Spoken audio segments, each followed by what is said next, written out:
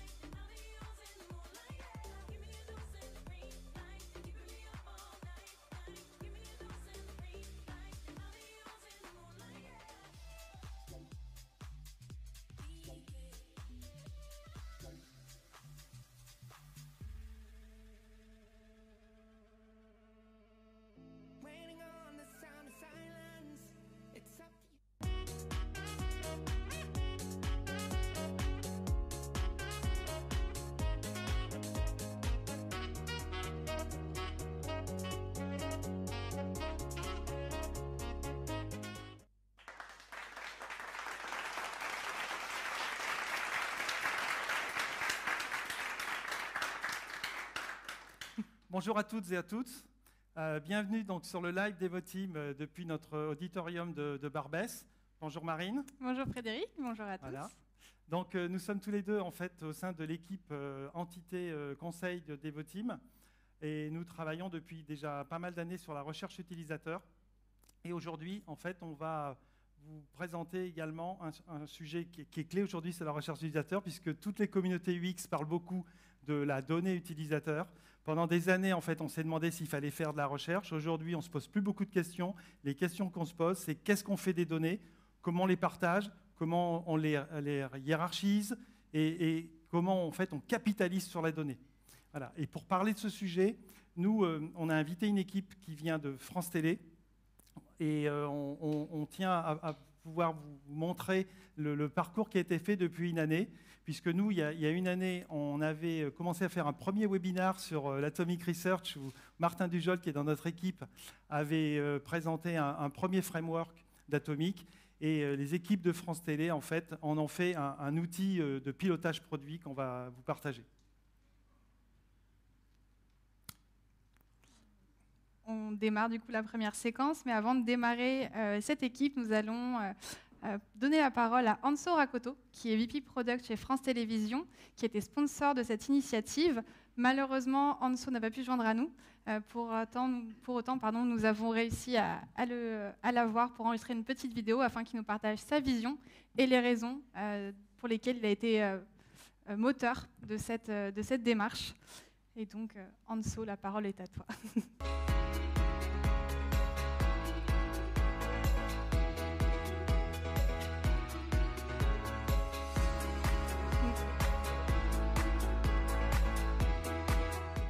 Bonjour à toutes et à tous. Merci d'avoir organisé cette table ronde. Malheureusement, j'ai eu un contretemps de dernière minute et j'ai pas pu venir, mais je tenais absolument à vous expliquer en introduction un petit peu le pourquoi et la genèse de ce projet qui a été une de nos priorités cette année. Donc moi, je suis Anso, je suis VP Product chez France Télévisions. Je suis responsable de notre portfolio produit. On en a 8. Et donc, ça fait maintenant 3 ans que je suis chez France Télévisions. Quand je suis arrivée, j'ai fait un certain nombre de constats. Et le premier, ça a été de voir que nous étions uniquement focalisés sur le delivery de fonctionnalités et pas vraiment sur l'impact et la valeur qu'on pouvait apporter grâce à nos produits numériques. Et donc, quand je parle d'impact, je parle d'impact pour l'entreprise, pour le business et évidemment pour l'utilisateur.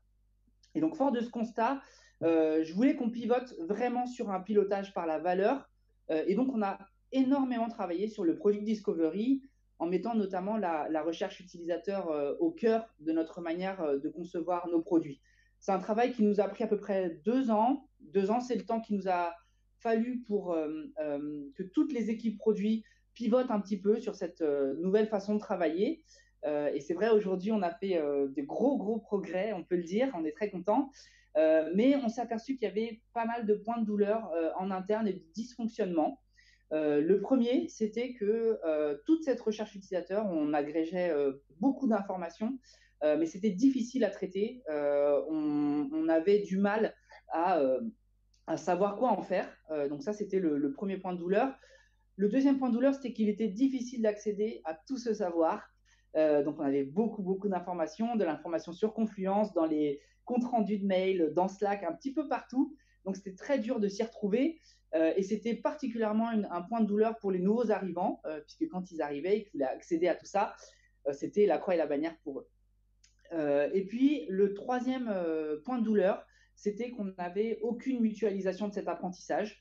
Parfois, il nous arrivait même de faire la même étude qu'on avait déjà réalisée, simplement parce qu'une équipe produit ne savait pas qu'une autre avait réalisée et ne savait pas que ça pouvait aussi apporter de la valeur pour une autre équipe.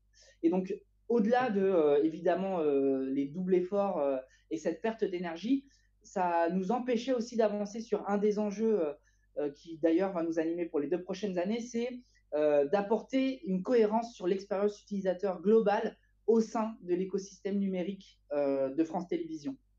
Donc, voilà, on s'est dit, il y a tous ces points de douleur-là, comment on fait pour les traiter et comment on fait si on veut aller plus loin et apporter plus de valeur à nos utilisateurs. Donc, la première chose qu'on a faite, c'était important pour moi, c'est de véritablement traiter ce projet comme un projet à part entière. Comme dans beaucoup d'entreprises, les équipes produits sont très prises par le quotidien et c'est impossible de leur demander de travailler sur une optimisation de leur façon de travailler. Et donc, du coup, j'ai décidé de nommer 2 porteurs projet, Yolène, notre Product Ops, et Michael, notre Lead Design, pour véritablement faire avancer ce sujet. C'était important pour moi de créer un binôme design et produit parce que la collaboration, cette collaboration-là, en tout cas, est clé dans notre succès. Et donc, j'ai donné ce mandat à cette petite équipe de 2 personnes en leur donnant 3 règles d'or. La première, c'est vous ne me parlez pas d'outils. Je ne veux pas qu'on commence par l'outil. C'est souvent une des erreurs, je trouve, qu'on fait, c'est de se dire qu'un outil sur étagère va répondre à l'ensemble des problématiques et c'est véritablement pas souvent le cas. Donc, je voulais qu'on reparte des enjeux de la direction, des besoins des équipes produits avant même d'enclencher la démarche et de définir la solution. Ça, c'était la première règle. La deuxième, c'est de justement embarquer l'ensemble des équipes produits chez France Télévisions. Si on veut réussir ce pivot-là, il faut que tout le monde adhère et tout le monde soit partie prenante de cette démarche. Donc ça, c'était la deuxième règle, qu'on embarque vraiment tout le monde. Et puis la troisième, c'était que c'était très important de démarrer petit. Donc, il faut embarquer tout le monde, certes, mais pas au même temps, parce que sinon, on se retrouve avec un projet qui n'aboutit jamais, parce que trop de parties prenantes, et donc de véritablement avoir une approche itérative. Donc ça, c'était vraiment les 3 règles d'or que j'ai données à l'équipe. Et puis, fort de ça, je leur ai dit, allez-y, pilotez ce projet comme vous le voulez, et maintenant, ils vont vous présenter un petit peu le détail du résultat dont on est très fiers. Voilà, j'espère que en tout cas ça va vous plaire et puis bonne table ronde. Merci à tous.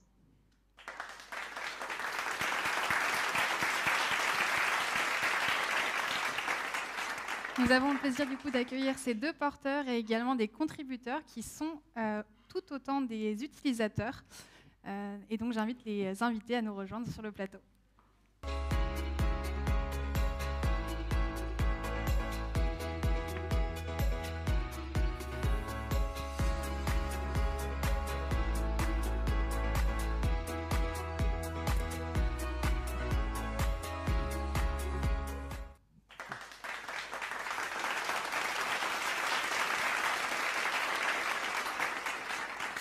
On accueille donc Yolène Mercier à ma gauche, Chloé Chevalier et Michael Bayens. Et également, nous avons en duplex Véronique Royer qui nous rejoint. Bonjour à tous. Bonjour. Bonjour. Bonjour. Merci d'avoir pris le temps de venir partager votre expérience avec nous. Je propose qu'on commence par un petit tour de table afin que tout le monde saisisse quels sont vos rôles aujourd'hui chez France Télévisions. Donc moi, je suis consultante lead UX depuis plus d'1 an sur le produit France.tv. Et avec une équipe de 6 designers, on travaille sur la recherche utilisateur, la documentation, le cadrage des sujets, et puis aussi sur la conception des parcours et des interfaces. Donc moi, je suis lead designer, comme Chloé, sous la responsabilité de Caroline Moreau, qui est notre Head of Design. Et je travaille à coordonner les équipes de design, mais aussi depuis maintenant 2 ans, conjointement avec Yolène, comme a pu le décrire tout à l'heure Anso. Moi, je suis Yolène, je suis Product Ops depuis maintenant plus de 2 ans en tant que consultante. J'aide les équipes à travailler le plus efficacement possible sur l'ensemble des méthodologies produits et donc design conjointement avec Michael, et notamment sur le déploiement du Product Discovery, puis ensuite de l'Atomic Research. Très bien, merci à tous en tout cas d'être venus aujourd'hui. Un point qui m'a marqué en tout cas dans ce qu'a dit Anso aujourd'hui, c'est le fait que ce projet ait embarqué les équipes et que ce ne soit pas simplement l'initiative d'une personne. Aujourd'hui, encore trop souvent, toutes ces initiatives de collecte de données, elles sont souvent, on va dire, le travail d'une personne, ou du design, ou du produit. Et là, on voit bien que c'est une équipe entière. Et en plus, vous êtes présents. On a aussi donc Véronique à distance. Comment s'est passée l'organisation et qu'est-ce qui fait que vous êtes mis tous ensemble à porter ce produit ? Donc en fait, on est, comme le disait Anso, on a 8 produits en tout. Et donc Michael et moi, on travaille en transverse pour accompagner l'ensemble des équipes. Et c'est dans ce cadre-là qu'on a travaillé en étroite collaboration avec Chloé et Véronique sur la partie UX et produits pour co-construire et co-déployer en fait ce framework. Et ce qu'on voulait vous montrer aujourd'hui en participant tous les 4, c'est aussi ce désilotage en fait qu'il y a eu entre le produit et le design et qu'on ressent aussi au sein même de l'outil qu'on vous présentera tout à l'heure. Donc l'objectif à la fin de ce webinaire, c'est de vous donner toutes les billes pour pouvoir le déployer aussi au sein de vos organisations.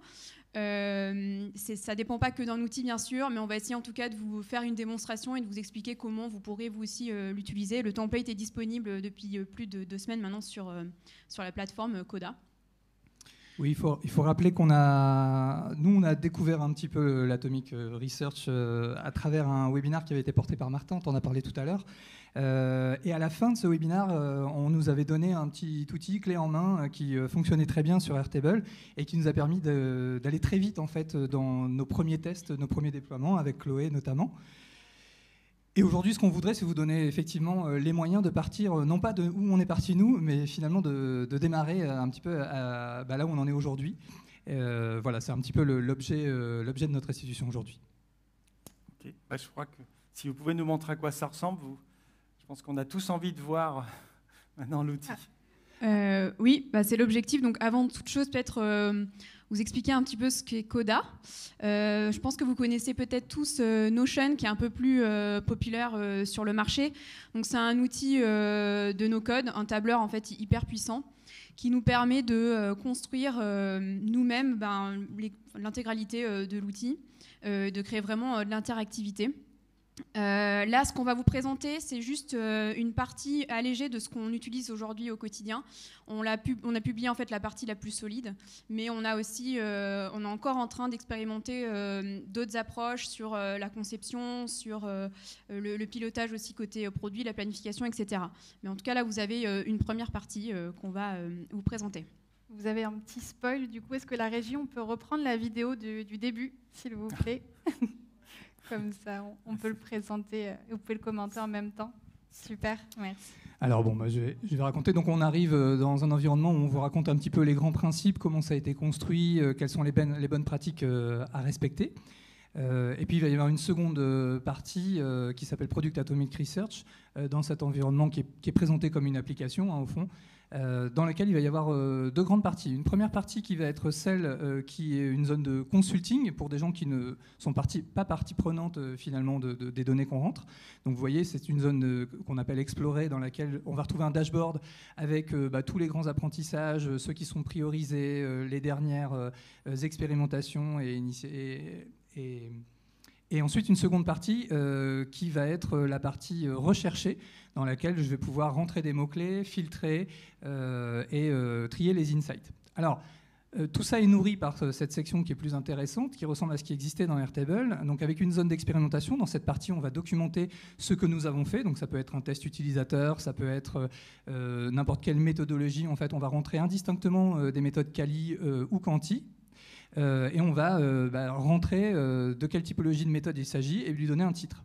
À partir de là, on rentre dans la zone d'observation. C'est ici en fait, qu'on va lister toutes les observations qu'on a pu faire dans le cadre de cette expérimentation. Et comme vous le voyez, en fait, une fois encore, on peut filtrer par un certain nombre de critères. On lui donne un titre, on la rattache au produit concerné, et puis on la rattache à son expérimentation qu'on vient de créer tout à l'heure. Et comme vous le voyez, on multiplie le nombre de fois où on a mis des expérimentations. Et on retrouve la traçabilité. C'est toute la clé de cet outil. On va vous le montrer un petit peu plus en détail tout à l'heure. C'est de retrouver en fait toujours la source de ce que j'ai observé. Et puis, les observations vont donner naissance en fait, à des insights. En fait, un insight, c'est un agrégat d'un certain nombre d'observations. Vous voyez ici que derrière un insight que j'ai renseigné au niveau des observations, je vais retrouver un certain nombre d'observations. Elles sont numérotées. On va me dire le nombre d'observations qui ont été vues. On voit toujours la traçabilité. Et puis, on voit aussi l'équilibre quali-quanti qu'il peut y avoir, puisqu'évidemment, si le quali et le quanti viennent se corroborer, ça nous donne plus de croyance en cet insight. Et puis une petite nouveauté en fait, qui fait un peu la différence par rapport au principe basique de l'Atomic Research, c'est que tout au bout de ça, en fait, on a mis la priorisation produit. Du coup, on voit bien qu'en fait, on a une collaboration. En fait, donc ici, on va le voir en détail tout à l'heure, mettre du poids, reach, impact, confiance et effort pour prioriser les différents insights qu'on a pu établir sur la base d'un ensemble d'observations. Et puis, comme vous le voyez, on peut filtrer par produit. Donc, c'est là qu'on voit toute la transversalité de la proposition. Je peux apprendre des choses qui ont été apprises dans un autre environnement. Je peux avoir de la visibilité en fait, finalement, sur tous les apprentissages, même si ça ne concerne pas directement mon produit. Et ces filtres en fait, fonctionnent à tous les étages. Donc, France TV, par exemple, est un produit dans lequel il y a aussi de la jeunesse. C'est donc des enseignements qui auraient pu être appris sur Roku, qui est l'offre jeunesse de France Télévisions. Et en fait, je vais pouvoir en tirer parti et découvrir en fait, finalement, qu'on a déjà une bonne base d'enseignement. Alors, évidemment, en fonction de mon contexte, je ne vais pas toujours exploiter les données de la même manière. Mais par contre, ça me donne déjà un premier socle de connaissances et on voit bien qu'on assure une vraie transversalité. Oui, ce qu'on remarque en fait dans cette version-là, Coda, par rapport au template Airtable qu'on avait commencé à utiliser l'année dernière, c'est qu'on a un socle de priorisation à la fin de l'Atomic qui nous permet vraiment d'avoir cette connexion entre le travail réalisé par les UX et les PM. Puis on a aussi la transversalité. Avant, on avait un Airtable par produit, ce qui nous empêchait en fait de capitaliser sur la connaissance qui pouvait être issue d'autres produits. Et donc là, on a, par un système de filtre, accès à l'exhaustivité des données de l'ensemble des produits. Oui, puis un autre élément, on va le voir tout à l'heure en détail avec la démonstration qui va être faite par Chloé, on a aussi toute une dimension automatisation de la remontée de données qui est facilitée par le fait qu'on est dans cet environnement Coda. Super, merci beaucoup. C'est très intéressant d'avoir cette première vue de l'outil. Moi, j'ai une question pour Chloé et Véronique. Est-ce que Véronique est parmi nous? On n'a pas eu l'occasion. Super. Véronique, est-ce que tu veux déjà peut-être te représenter en une petite phrase qu'on n'a pas eu tout à l'heure? Oui, bien sûr. Véronique, je suis lead product manager sur le produit France.tv, donc la plateforme vidéo du groupe France Télévisions, et je suis en charge de porter la stratégie et la vision produit et de la prioriser, on la verra juste après, au sein des équipes pour faire une superbe roadmap stratégique pour France.tv. Merci. Et donc, Chloé, Véronique, dites-moi aujourd'hui, vous, quelle est votre utilisation de Coda? Alors, on peut commencer par le commencement qui est l'ajout des données. Donc, je vais vous montrer un petit exemple de comment est-ce que je rentrerai un questionnaire utilisateur qui aurait été fait pendant Roland-Garros. Donc, l'idée, c'est qu'une fois que le questionnaire est terminé, on prend le temps de digérer un peu ces données et on fait une restitution qu'on peut présenter aux parties prenantes. Et ensuite, une fois que ça c'est fait, je vais pouvoir indexer ça dans Coda. Donc là, j'ai une petite vidéo qui va pouvoir vous montrer comment est-ce que je ferai ça concrètement. Donc, je saisis mon produit, donc que j'ai France.tv, ensuite son nom, donc ça serait Roland Garros questionnaire, et puis sa date, mai 2021. Et ensuite, je vais saisir une petite description qui permettra aux autres et puis aux futurs utilisateurs de savoir quelle problématique et puis quel objectif on avait avec ce questionnaire. Le type, le fait que c'est bien un questionnaire quantitatif, et puis aussi d'autres petits tags qui vont me permettre ensuite de monitorer d'où viennent mes insights. Et puis ensuite, je vais aller rentrer mes observations. Donc là, je prends mon document qui me met pas des données brutes, mais vraiment des faits.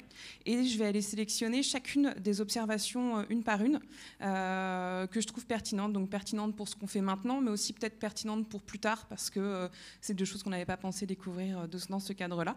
Et donc là, pareil, j'assigne mon produit, je viens coller directement mon observation. Je l'assigne à l'expérimentation que je vous ai montrée juste avant. Et ensuite, je lui mets les insights qui sont liés. Donc soit c'est un nouvel insight parce que c'est quelque chose qu'on n'avait pas encore pu documenter, soit ça vient corroborer un insight qui est existant et peut-être même lui donner une autre couleur. Donc le ton n'est pas forcément le même entre l'observation et l'insight. Et après, j'ai toute une petite catégorie de tags qui sont assez précis, qui là vont me permettre par la suite, si je cherche une information sur quelque chose de précis, sur un device, un thème, etc., je vais pouvoir filtrer et les retrouver hyper facilement. Et donc, une fois que j'ai saisi l'intégralité de mon étude, ce que je fais, c'est que je vais voir mes PM et on voit quoi faire de ces nouveaux insights ou de ces insights qui ont été enrichis. Et donc là, Véronique va vous montrer comment est-ce qu'elle fait ça. Voilà, donc en effet, fort ensuite de tous ces insights et ces expérimentations qui ont été remplies par l'équipe design, donc je rebascule sur Coda. Moi aussi, j'ai une super petite vidéo pour vous. Et donc, moi, j'arrive sur la priorisation des insights.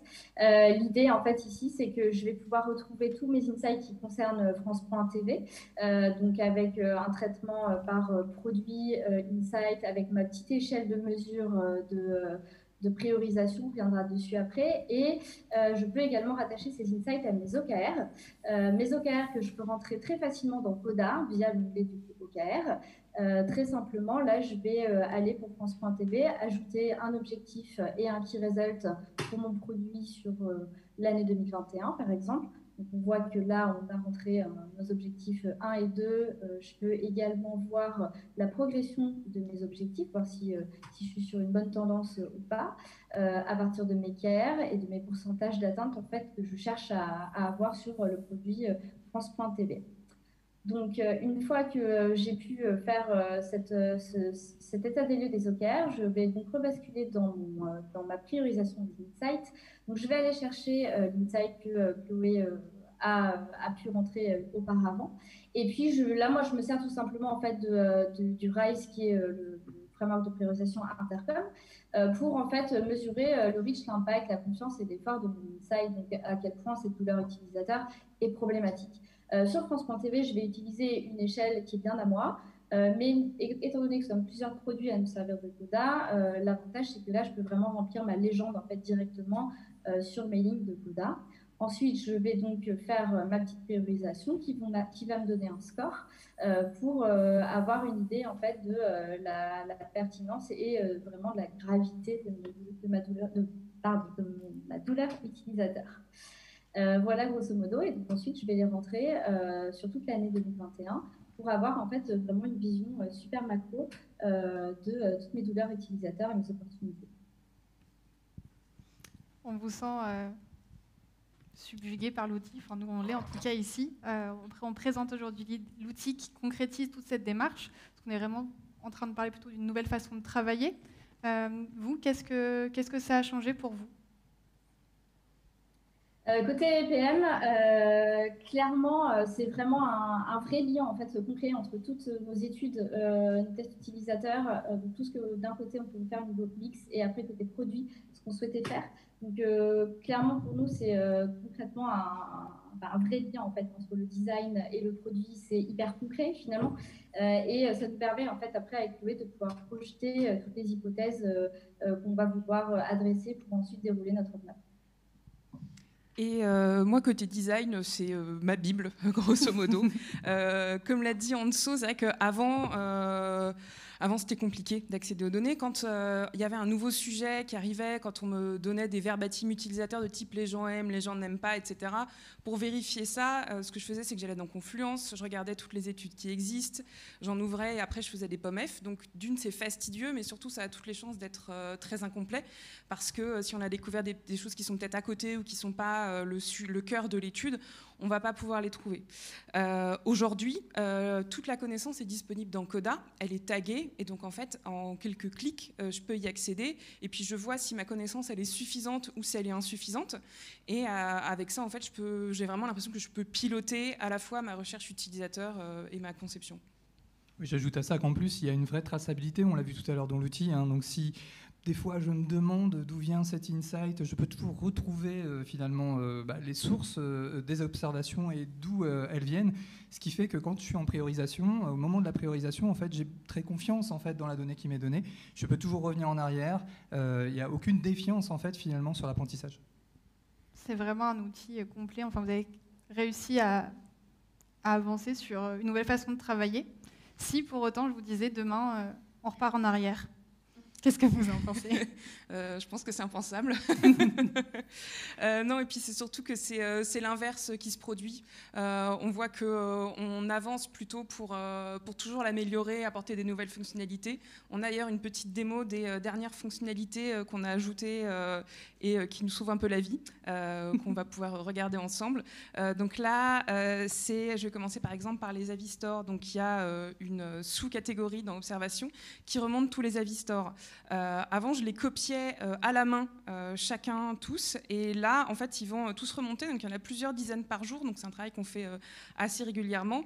Et je le retrouve, il y a la note qui est mise et je peux aller directement ajouter ceux qui me semblent pertinents. Donc je ne vais pas sélectionner ceux qui disent c'est bien ou c'est complètement nul.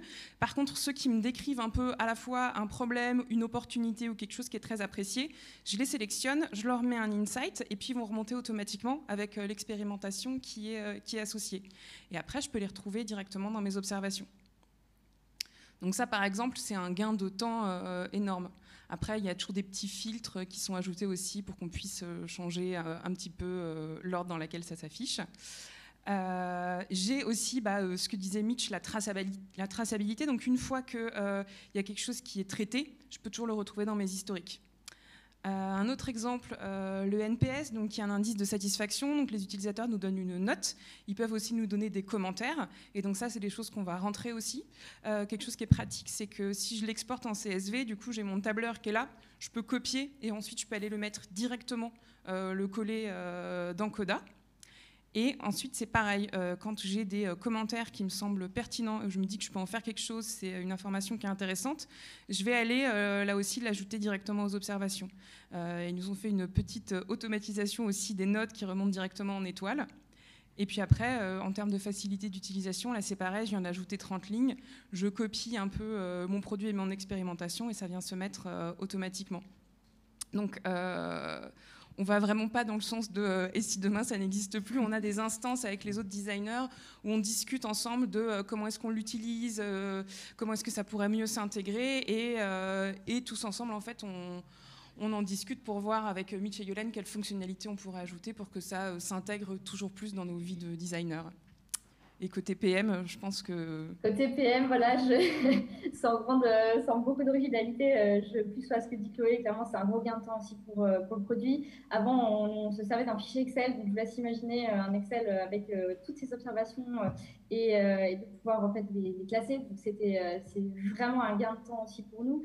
Clairement, pas de retour en arrière envisageable, malgré le fait que l'outil nécessite une prise en main qui peut prendre un petit peu de temps, mais comme en fait on est hyper bien accompagné et que l'outil est super flexible et s'adapte clairement aux besoins du produit, pas de retour en arrière parce que gros gain de temps et on adore. Et c'est vrai qu'en plus du gain de temps, un truc que je voudrais ajouter, c'est aussi un gain de précision. Parce que c'est vrai qu'avant, on avait un peu toujours peur de passer à côté d'une information. Et là, en plus du temps, la précision a une valeur très très forte, je trouve.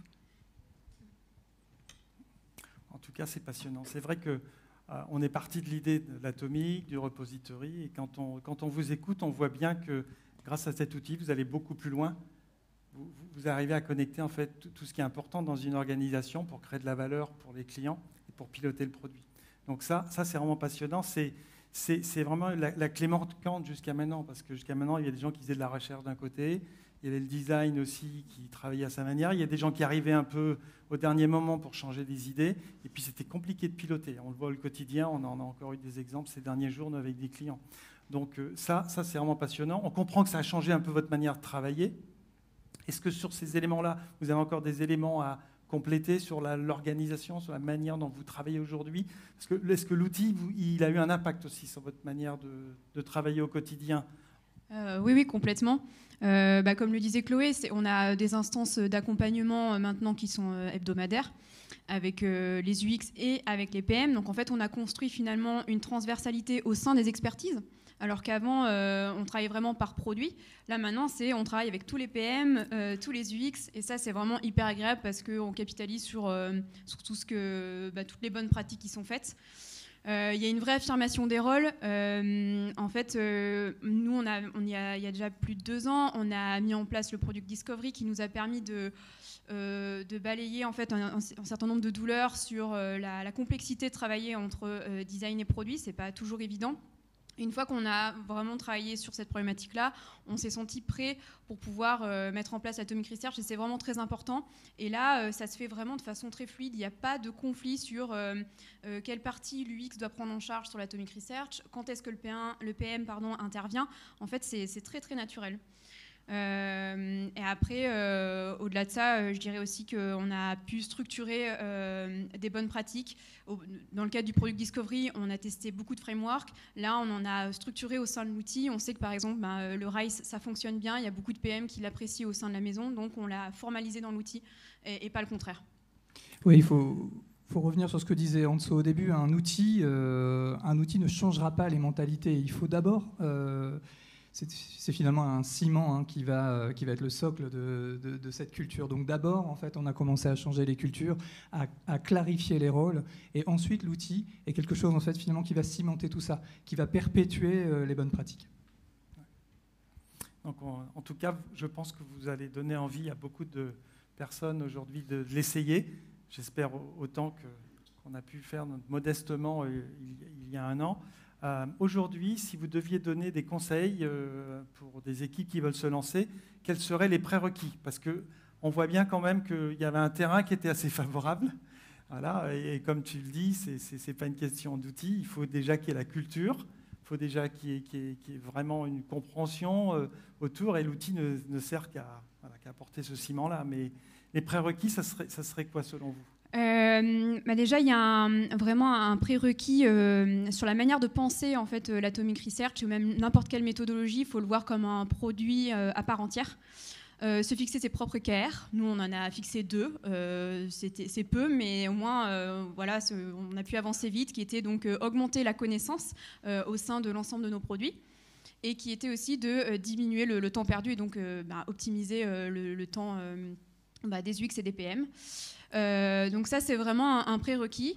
Ensuite, je dirais aussi que la complémentarité des 2 rôles, produit et design, pour l'accompagnement est vraiment important en fait, de le penser par expertise et pas forcément par squad ou par produit. Ça dépend comment sont organisées vos équipes. Mais je pense que c'est important de le voir comme ça. Et après, il faut aussi que les rôles soient clairs. Nous, on a fait un gros travail au début dans le cadre du Product Discovery, mais c'est vrai qu'il faut que ce soit important que tout le monde connaisse la valeur de chacune des expertises pour qu'il n'y ait pas de conflit et que ce soit vraiment fluide. Alors tu l'as évoqué aussi tout à l'heure, en fait, il ne faut pas être tout seul pour porter tout. Il y a eu des initiatives antérieures qui ont été faites dans la maison, mais quand on est un designer tout seul qui essaye de porter une nouvelle manière de faire, etc., donc là, en fait, c'est aussi parce que c'est un duo produit-design qui a embarqué les équipes. Et puis aussi, il faut le dire, c'est le mandat, c'est-à-dire qu'Anso, on en a parlé tout à l'heure, le soutien d'Anso et de Caroline et de l'ensemble en fait, des head-off et des personnes qui nous pilotent, et nous donner le droit d'échouer. C'est aussi, il se trouve qu'on a plus ou moins réussi, mais on avait le droit d'échouer. C'est aussi un socle qui aide beaucoup. Si je peux rajouter, en fait... il y a aussi des best practices en fait, qu'on a appris au fil de l'eau et qu'on veut vous partager. Tout à l'heure, Chloé elle a bien montré, en fait, on ne rentre pas la donnée brute. Donc, pour vous donner un exemple très concret, dans le cadre d'un test utilisateur, en fait, il y a énormément de données qui sont partagées par les utilisateurs. Il y a même des choses contradictoires. On ne rentre pas ces données brutes. On rentre les données traitées. On l'a vu tout à l'heure.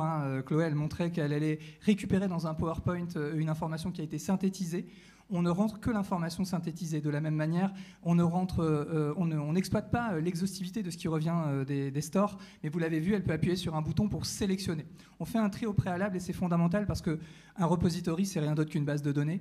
Et une base de données, au début, ça fonctionne très bien. Et très vite, le bruit fait qu'on ne sait plus trop comment traiter la donnée.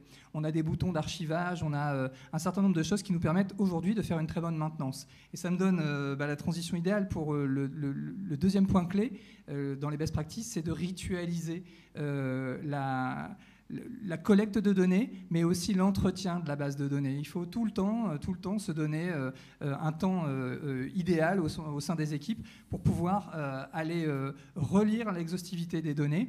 Et typiquement, un insight très vite est nourri par beaucoup, quand on fait beaucoup de tests, quand on fait beaucoup de retours quali, quanti, des études, on se retrouve avec beaucoup d'observations qui nourrissent un insight. Un insight, je l'ai dit tout à l'heure, c'est la concaténation d'un certain nombre d'observations. Mais au bout d'un moment, il se peut qu'on se retrouve avec 80, 100 observations, et qu'en fait, ces observations, finalement, elles nous montrent qu'il y a deux écarts entre deux typologies d'observations. Il faut savoir redécouper son insight en deux insights. C'est plus intéressant pour le produit parce qu'on ne va pas devoir traiter quelque chose de dense, mais on peut traiter quelque chose qui est plus facilement priorisable. Et puis c'est beaucoup plus simple pour la base, notamment parce qu'une fois heureusement, il arrive qu'on finisse par réussir à traiter un insight, et donc cet insight va finir par disparaître, parce qu'on n'a plus de douleur utilisateur ou il n'y a plus d'opportunité à traiter, on va pouvoir, du coup, si la base est saine, avoir beaucoup de visibilité finalement sur nos roadmaps. C'est intéressant parce que c'est un parti pris que vous avez eu aussi, de récupérer des insights et pas simplement une collection de faits. Parce que c'est vrai que quand on a un entretien d'1 heure, moi je me souviens que dans des échanges, les gens avaient 190 faits. Et c'est pour cette raison-là que vous avez choisi de diminuer? En fait, rien n'a été idéal. Mais... maintenant, ça fonctionne, donc on peut vous le partager. Mais effectivement, on a testé beaucoup de choses et on s'est retrouvé avec des asynchronicités entre les différentes équipes. Alors, on est parti sur les promoteurs, on en a parlé tout à l'heure. Ceux qui avaient envie, Chloé, Véronique, on fait partie des premiers à exploiter l'outil pour le faire évoluer. On a dû apprendre au fil de l'eau tous ensemble, et donc il y a des trucs sur lesquels on s'est dit mince, en fait il y en a qui sont trop fins dans le nombre d'observations, il y en a qui ne rédigent pas correctement un insight, ça ressemble en fait à une observation. Bon, et finalement, progressivement, on a partagé des bonnes pratiques, etc. Vous verrez, c'est documenté un petit peu dans le framework qu'on vous partage. Et ça évolue tous les jours, en fait, au sein des équipes. Donc, le framework évoluera aussi. On se promet de le partager, de le faire évoluer au fil de l'eau dans la galerie Coda, qui est gratuitement mis à disposition. Et justement, quels sont vos projets à moyen terme sur les 12 prochains mois? Alors sur les 12 prochains mois, non, parce qu'on est, on pense vraiment tout de suite, on fait beaucoup d'itérations, donc ça va dépendre de ce qu'on va tester. En tout cas, là, on sait qu'on a des choses à faire encore, à optimiser sur la partie PM, parce que comme le disait en dessous, on a commencé petit, on a travaillé beaucoup avec les UX, bien sûr, c'est le cœur du sujet, mais on a aussi onboardé petit à petit les PM, et là, il reste encore certains produits à onboarder. On aimerait aussi optimiser une autre brique qui est toute la partie planification et road mapping qui est clé dans les rôles de PM. Et ça, on est en train de le travailler notamment sur Coda. Donc voilà vraiment les chantiers qui nous drivent en ce moment, et je pense qu'on peut aussi optimiser, faire gagner encore plus de temps sur la récolte en fait des données. Il y a beaucoup d'outils sur le marché pour pouvoir automatiquement retranscrire les interviews utilisateurs, etc., qui font gagner beaucoup de temps. Donc on essaye aussi d'aller dans ce sens-là. Dans Coda, on pense que c'est possible. Et toujours dans cet esprit de faire gagner du temps à tout le monde, aujourd'hui on n'a pas encore craqué par exemple le sujet du brainstorming. On va déplacer des petits post-it dans un environnement qui soit Miro, Figjam, peu importe. Aujourd'hui, on essaye aussi, donc un petit peu plus long terme, de voir le lien entre la zone de documentation donc, qui est dans Coda et qui est assez figée en fait au fond, et la dynamique de déplacer des post-it, etc. Donc on fait des petits POC. Voilà, on fonctionne toujours comme ça, par une petite équipe à une problématique, une opportunité. Ils aimeraient gagner plus de temps là-dessus. Et en fait, on saute tout de suite sur l'occasion pour faire un premier POC dans un coin. Et une fois que ça fonctionne, on les déploie plus largement, en collaboration évidemment avec toute cette communauté. On en a parlé tout à l'heure, on a une communauté qui s'est fondée toute seule. Au début, on devait beaucoup accompagner les équipes. Et puis, en réalité, maintenant, en fait, on ne fait même plus l'onboarding. Hein. Quelqu'un arrive dans l'équipe, il y a quelqu'un d'autre qui est hyper satisfait de lui dire « Ah, mais attends, je vais te montrer comment ça marche ». En fait, maintenant, le produit, il fonctionne tout seul à travers sa communauté. On avait quelques promoteurs. Aujourd'hui, on a beaucoup de promoteurs. Justement, c'est une question que je me posais depuis un moment. Combien de personnes aujourd'hui utilisent l'outil au sein de France Télé ? On a des utilisateurs qui sont plus ou moins actifs, mais je pense qu'on est une trentaine, je pense, d'utilisateurs aujourd'hui. Oui, on a prioritairement en fait les UX aujourd'hui qui sont embarqués. On a des pionniers côté produits comme Véronique. On est progressivement en train d'embarquer les PM. En fait, c'est aussi effectivement un bon conseil. Hein. Il faut y aller au rythme des équipes. Arriver avec un outil qui serait complet dès le départ, alors que c'est un outil qu'on est en train de manager au fil de l'eau. On vous raconte un truc qui marche très bien, mais en vrai, c'est un petit peu un roller coaster. Hein. Il y a des situations dans lesquelles Véronique, elle a pu nous dire « Oh, je comprends rien, votre outil. » En fait, il y avait un bug, hein. Mais on croit toujours en tant qu'utilisateur que c'est nous le problème. Bon, il se trouve qu'on aurait pu tout simplement déverrouiller le problème très vite. Vous voyez, il y a des moments où on se dit « Mince, même nos promoteurs deviennent des détracteurs. » Bon, aujourd'hui, ça va beaucoup mieux. On apprend aussi, nous, au fil de l'eau, à gérer le produit. Ouais. Moi, ce que je trouve vraiment incroyable, enfin, de tout ce que vous racontez, c'est qu'aujourd'hui, dans les communautés UX, en fait, tout le monde parle de ce sujet. Voilà, tout le monde essaye de se raccrocher, bien sûr, à des outils, comme on le dit, mais c'est surtout que tout ce qu'on lit aussi, même dans les livres aussi qui sont publiés et les témoignages dans les articles, c'est que les gens, souvent, ont tendance un peu à storyteller, à idéaliser leur histoire. Et nous, à vous écouter, c'est aussi pour ça qu'on a vraiment eu envie de vous avoir dans cette table ronde, c'est qu'on sent vraiment que ce que vous dites, c'est du vécu. Et vous n'hésitez pas non plus à nous dire aussi ce qui a moins bien marché. Mais on sent bien que derrière tout ce que vous nous montrez, en fait, il y en a encore beaucoup plus, que c'est vraiment que la partie visible. Et ça c'est vraiment fort, parce qu'il y a tellement de personnes aujourd'hui qui parlent de sujets alors qu'elles n'ont même pas vu le vernis. Et, voilà. Et ça, je pense que c'est ce qui est vraiment fort. Et on sait pour autant qu'on doit absolument tous aller dans cette direction-là, parce que c'est la seule manière d'avoir des produits que l'on puisse concevoir avec cette vision utilisateur, et puis arriver à aussi éviter que, comme je disais au début, que les décisions soient prises un peu dans tous les sens et qu'on ait un vrai historique. Donc, je ne sais pas si vous avez... je sais qu'on va aussi avoir quelques questions. Je ne sais pas si, Martin, tu as collecté des questions en ligne. Voilà. On nous dit oui. Voilà. Et bien, on peut passer du coup à la séquence Q&A avec les questions du public. Voilà.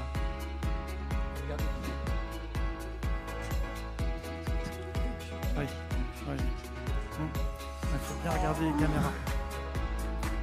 Donc, je t'introduis. Oui, donc je rappelle. Bon.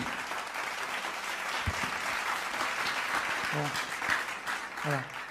Pour ceux qui ne connaissent pas encore Martin Dujol, je me permets de présenter à nouveau. Donc c'est Martin en fait qui a levé le sujet au sein de l'équipe Axence et qui nous a permis de mieux comprendre ce qui avait derrière l'Atomic Research. Voilà. Donc Martin, tu as suivi attentivement en ligne la table ronde et tu as noté des questions. Déjà, est-ce qu'il y a beaucoup de questions ? Écoute, j'en ai à peu près une dizaine, donc ouais. Écoutez, merci déjà aux personnes qui ont posé les questions. Alors, première question de Justine, c'est par rapport au fait que finalement il y a beaucoup de projets, donc beaucoup de personnes, des PO, beaucoup de personnes impliquées, et ça peut amener quand même à pas mal de complexité, des quiproquos et tout des contradictions. Comment est-ce que vous gérez justement le fait d'avoir plusieurs projets et plusieurs équipes qui pourraient aller sur ce même outil ? Alors déjà, on l'a On a d'abord sélectionné, je pense, des offres, enfin, en tout cas 2 produits qui étaient porteurs, donc qui étaient France.tv et France Info. Et on a choisi 2 profils produits design pour avancer. On leur a déjà demandé s'ils avaient envie, parce que c'est hyper important qu'ils aient le temps, qu'ils puissent dégager du temps, parce que ça prend du temps, et qu'ils entament la démarche avec nous. Donc une fois qu'on a trouvé, je pense, les bons profils pour avancer, on a commencé petit pendant quelques semaines, et après, petit à petit, bien sûr, il y a eu du bouche à oreille, il y a des PM qui eux-mêmes venaient nous dire moi aussi j'aimerais bien commencer sur Coda, et là hop, on ouvre petit à petit les différentes portes aux différentes personnes. Donc c'est comme ça un peu qu'on l'a géré, je dirais. Oui, puis je rajouterais, on l'a peut-être pas bien dit tout à l'heure, mais en fait, on a géré ce produit comme un produit. Ça entend quoi ? Ça entend se tourner vers nos utilisateurs et avoir leur feedback, donc exactement comme on le montrait tout à l'heure pour nos autres produits sur le store. Et donc, au sein du produit Coda, en fait, il y a un petit bouton qui permet de faire un feedback quand j'ai un problème. Il me manque une colonne, il me manque un filtre, j'aurais pas fait le truc comme ça, moi j'ai besoin d'une priorisation sous un autre angle parce que mon équipe ne travaille pas comme ça, etc. Du coup, tout simplement, en fait, les équipes peuvent émettre leurs besoins. On va en discuter en collaboration, en fait, avec l'ensemble de la communauté pour voir si ça se prête aux besoins de tout le monde. On essaie d'universaliser au maximum pour créer un socle commun de connaissances. Voilà, du coup, ça aussi, c'est un autre moyen. En effet, il y a vraiment ce travail de modération à faire parce que tout le monde a plein de super idées et comme Coda, en fait, c'est infini, on peut tout faire. C'est important de prioriser, d'avoir nos OKR, d'avoir notre méthode de priorisation. Donc nous, on utilise la méthode Mosco entre Mickaël et moi et on essaye de prioriser parce qu'on ne fait pas que ça non plus et on ne peut pas non plus faire toutes les demandes en continu. Donc c'est ce qui nous permet un peu de faire la modération, en effet. Oui, on l'a dit tout à l'heure, c'est un outil de no-code. Ça veut dire qu'en fait, on n'a pas besoin d'avoir un développeur pour développer ce qu'on a à faire. Alors, de prime abord, Coda, c'est assez facile. On fabrique des trucs, voilà. Il a fallu qu'on monte un petit peu en expertise à partir du moment où on a voulu faire des filtres un peu complexes et des choses comme ça. Mais c'est franchement pas inaccessible. Coda, pour se faire une idée, on l'a vu visuellement tout à l'heure, mais ça ressemble un peu à Notion, des outils qui s'installent comme ça dans la documentation. C'est un peu moins connu que Notion, mais c'est le même principe. Bon, on arrive très vite à le prendre en main et en plus on a les moyens de verrouiller des choses pour que d'abord on rentre dans une universalité d'usage et puis après derrière on peut faire évoluer de nouvelles fonctionnalités. Et puis après, sur la manière dont on travaille aussi spécifiquement avec les PO sur France.tv, par exemple, c'est vrai qu'on a quand même beaucoup de PO. Et c'est ce que vous disiez sur la définition des rôles aussi, à savoir que c'est l'UX qui est responsable de collecter la donnée et d'écrire les insights. Mais après, on parle beaucoup avec les PO, par exemple, sur ce que tu disais sur les insights qui sont un peu des fois trop nourris et qui sont trop gros. C'est les PO qui vont nous dire, par exemple, cet insight n'est pas assez découpé, il est un petit peu trop vague. Et du coup, on voit avec eux et puis après, on le redécoupe. Mais c'est en tant qu'UX qu'on le fait. Et c'est les PO qui peuvent nous le demander aussi, et donc c'est plutôt comme ça que ça se fait sur les rôles. Toujours sur les rôles, la collecte d'informations chez nous, elle se fait par différents canaux, notamment parce qu'il y a une direction en fait chargée des études, une direction chargée de l'analyse. Il y a des data analystes avec qui on travaille. Donc, quand je dis une direction, en fait, toutes les équipes travaillent conjointement sur le même plateau, mais détachées de différentes directions. Et donc, toutes ces données, en fait, aujourd'hui, finalement, il y a plein de parties prenantes. Il n'y a pas que les UX qui rentrent la donnée. En revanche, le rôle est très clair sur le fait que celui qui synthétise la donnée et qui rédige les insights, comme vient de le dire Chloé, c'est l'UX. De la même manière qu'il est très clair, et on le voit bien dans la segmentation, que c'est le PM. Alors évidemment, on travaille conjointement avec, on lui donne, on fait un peu l'avocat des insights qui ont pu se détacher, mais c'est lui qui a la main sur la priorisation RISE, comme on a pu voir tout à l'heure. C'est naturellement, puisque c'est lui qui est en charge du produit. D'accord, merci beaucoup. Il y a une question justement par rapport vous disiez aux données, une question de Karl. Est-ce qu'en fait vous vous servez de données qui peuvent être récupérées en temps réel en fait, sur les sites web, peut-être aussi des Key Experience Indicators ou des données un peu plus asynchrones comme par exemple les audits UX que vous pourrez faire régulièrement sur vos sites web? Oui, du coup, on a les avis store qui remontent en permanence. On a notre NPS aussi qui est collecté tout au long de l'année, donc l'indice de satisfaction que j'ai montré tout à l'heure. Donc ça, c'est des choses qui sont collectées toute l'année. Et puis après, on a des études sur des sujets précis.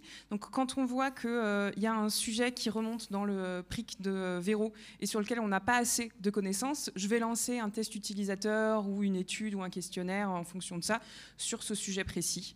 Et donc, Mais effectivement, ça va être une prise de recul par rapport à la connaissance. On ne va pas être dans la réaction synchronisée avec ce qui se passe en ce moment sur mon front. On n'est pas du tout dans cette dynamique. Ça peut être plutôt de l'ordre du debug. Finalement, c'est apprécié à l'échelle du PO. C'est beaucoup plus pragmatique et delivery. Nous, ce qu'on est en train de créer, c'est des moyens de créer une roadmap, d'avoir de l'anticipation finalement sur la valeur qu'on va pouvoir apporter au prochain quarter. Donc c'est vraiment plutôt une prise de recul. On n'agit pas dans l'instantanéité. L'exemple des stores est un très bon exemple. Sur les stores, en fait, on vient de faire une nouvelle release et boum, boum, boum, boum, il y a des gens qui réagissent. Bon, et peut-être qu'il faut agir assez vite, mais peut-être pas. Et la question, elle est là, c'est qu'en fait, pour raconter un peu notre vie, Farah, qui est donc l'équivalent de Chloé, mais qui était sur le périmètre du sport à ce moment-là, nous disait, moi j'ai l'impression que des fois on surréagit un petit peu. Nos équipes, elles y mettent évidemment de l'affect. Hein. Les devs, c'est leur bébé, ils l'ont construit, donc ils se retrouvent avec un certain nombre de retours qui viennent sur les stores et qui sont un peu critiquables, qui critiquent beaucoup le produit, pardon. Du coup, évidemment, des fois, on suragit. Et des fois, on a intérêt à prendre du recul. Et c'est ce que nous autorise à faire, en fait, ce repository. L'avantage, en fait, c'est qu'on essaye vraiment de travailler sur des manières de faire gagner du temps sur des tâches répétitives pour que les UX puissent avoir plus de temps sur l'analyse et vraiment le traitement de la donnée pour apporter un maximum de valeur dans les roadmaps. Ok, merci beaucoup. Alors j'ai une autre question de Domiti. À un moment, vous disiez que l'outil en fait ne change pas les mentalités. C'est plutôt un ciment. Alors justement, comment est-ce que vous avez réussi à changer la culture, le mindset au sein de vos équipes et même peut-être au-delà de vos équipes? Alors ça a débuté il y a 2 ans. On a fait un premier travail sur France.tv. Donc là, une fois encore, on a commencé petit. Donc on a commencé sur une seule offre. Et on a vraiment, je pense qu'on s'est immergé au sein des équipes. Donc on n'était pas encore vraiment en binôme, Mickaël et moi, mais ça s'est fait assez naturellement. Et on a commencé à rentrer dans une démarche de co-création en réunissant l'ensemble des expertises dans le cadre d'ateliers tout simplement, ou dans le cadre d'ateliers de priorisation. En fait, toutes ces problématiques-là, on essayait de le faire vraiment tous ensemble pour qu'on puisse ensuite redonner en fait de la valeur à l'expertise de chacun. Et ça s'est fait assez naturellement petit à petit.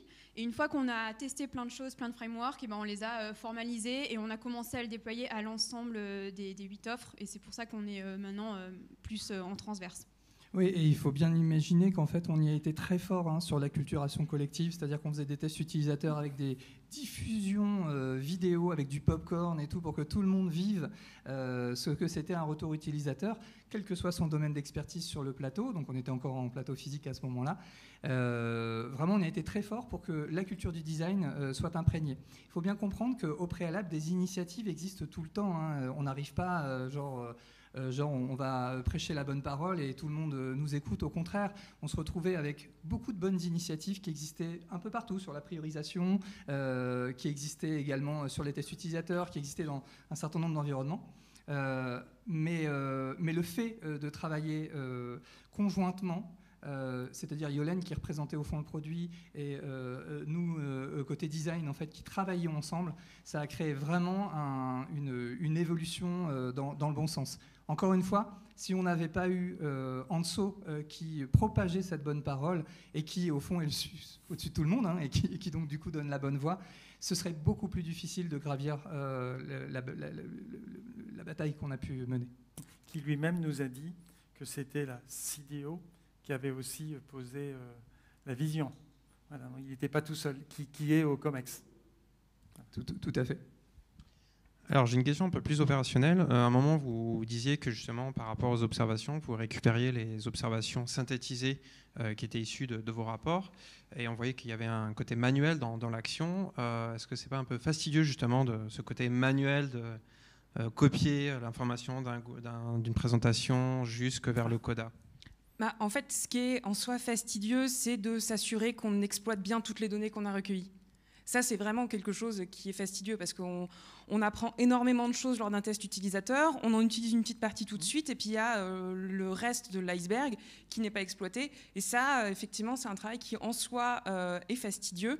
Après, le fait de prendre le temps de le mettre dans le Coda pour qu'ensuite ça soit extrêmement bien tagué et accessible tout de suite, je ne pense pas que ce soit fastidieux. En tout cas, c'est un exercice qu'on faisait tout le temps. C'est-à-dire qu'on devait préparer quelque chose sur Miro avec des petits post-it partout. Est-ce que tu peux me rassembler tous les trucs qu'on sait autour de ce sujet-là ? Alors déjà, les copier-coller, des trucs un peu partout. Vous voyez, c'était rassemblé une fois, hein, parce qu'après, évidemment, Miro, ça se connecte avec rien du tout. Donc du coup, on a rassemblé le truc. On était toujours un peu flou, finalement, dans la connaissance. Donc oui, aujourd'hui, l'exemple qu'on a montré, en fait, c'est tout simplement pour vous montrer aussi qu'on collabore avec plein d'équipes. La direction des études aujourd'hui nous fait des études des fois gigantesques qu'on ne serait pas en mesure de faire nous-mêmes. On collecte des données sur, des fois directement sur les produits à travers des questionnaires. En fait, c'est la pluralité de toute la connaissance qu'on peut avoir. Comment on fait pour synthétiser tout ça au même endroit ? Et en fait, si on n'est pas dans cette approche de copier-coller sur la synthèse, c'est assez difficile. Bien sûr qu'il y a des choses qui pourraient être automatisées, on l'a montré tout à l'heure, mais de toute façon, nous, on milite plutôt pour une semi-automatisation, encore une fois, pour éviter le bruit, éviter que tout remonte et que ce soit inexploité ou inexploitable. Inexploité, j'entends par là, si l'UX n'a pas vu remonter des trucs automatiques, il y a un moment, en fait, il va se retrouver face à une montagne de données et elle ne sera jamais traitée. Non, franchement, la remarque est vraiment importante parce que beaucoup de personnes se plaignent de passer du temps à collecter des données, mais c'est peut-être parce qu'elles ne les utilisent pas. Parce qu'en fait, peut-être que l'objectif, c'est juste d'avoir des données. Vous, votre objectif, c'est de les utiliser. Oui, et donc, forcément, le bénéfice, il est supérieur à l'effort. Et c'est ce qu'on a ressenti tout le temps quand on a échangé avec vous. Et je crois que c'est vraiment important parce que ça démontre bien qu'encore beaucoup de personnes sont dans le moyen, sont dans une vision encore assez, j'ai envie de dire, idéaliste et irréelle du produit, entre guillemets, parce que c'est un produit. Oui, et d'ailleurs, il nous arrive de ne pas avoir collecté toute la donnée avant de traiter un sujet parce qu'il va rentrer dans la roadmap ou parce que c'est urgent. Bon, voilà, il y a des tas de raisons pour lesquelles on va traiter un sujet. En fait, on est quand même très confort parce que même si on n'a pas tout récolté, on a quand même récolté pas mal de choses qui nous donnent l'intuition que nos insights sont assez solides. Alors j'ai une dernière petite question très pratique justement. Vous disiez que c'est une semi-automatisation, donc l'idée mais ça prend quand même du temps. Pour des personnes qui sont les profils d'utilisateurs qui sont les plus actifs, je pense plutôt côté UX design, combien de temps par semaine ça leur prend ? Plus ou moins. Alors ça, c'est une question sur laquelle on échange beaucoup et on veut s'améliorer justement. Donc il y a, ça rejoint un peu la question aussi. Donc il y a des données qui remontent tout le temps. Donc par exemple les retours store, etc. Donc ça, effectivement, il faut qu'on y consacre du temps chaque mois ou semaine. Et après, il y a quand on a fait un gros test où là, faut aller. De toute façon, il y a toujours du temps qui est prévu pour digérer ce test. Et il faut aller là aussi l'indexer dans Coda. Et j'ai pas un temps en heures, mais Moi, je me souviens, quand on a échangé avec Véronique, tu avais une remarque qui nous a vraiment scotché. C'est le temps que tu passais avant pour récupérer des données pour faire tes reportings tous les 6 mois. Et aujourd'hui, je crois que c'est important de le dire. Malheureusement, on n'a pas le son. Ouais, vas-y. Non, mais franchement, je pense que là, c'est... Je crois vous avoir dit, en effet, qu'avant, il me fallait une grosse semaine par mois et que là, je mettais 1 heure par semaine. Voilà. Moins d'1 heure par semaine. Donc en fait, non, vas-y. Non, j'ajoute, alors Caroline Moreau n'est pas là aujourd'hui pour nous en parler, donc c'est notre Head of Design. J'ajoute aussi que ça pose une question tout simplement sur le rôle de l'UX, le rôle de l'UI dans l'entreprise.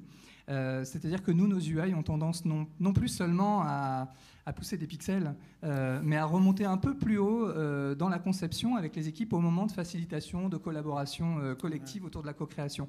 L'UX, lui, il va plutôt maintenant s'arrêter au moment du cadrage, de la facilitation des premiers ateliers, et puis passer plutôt la main. Pourquoi ? D'abord parce qu'on est monté en maturité un peu plus loin dans l'ensemble des équipes, il y a moins de pédagogie à faire. Aujourd'hui, on sait très facilement co-créer. Et on comprend la valeur de l'apport de chacun, que ce soit le dev, que ce soit le PO, et des objectifs business, etc.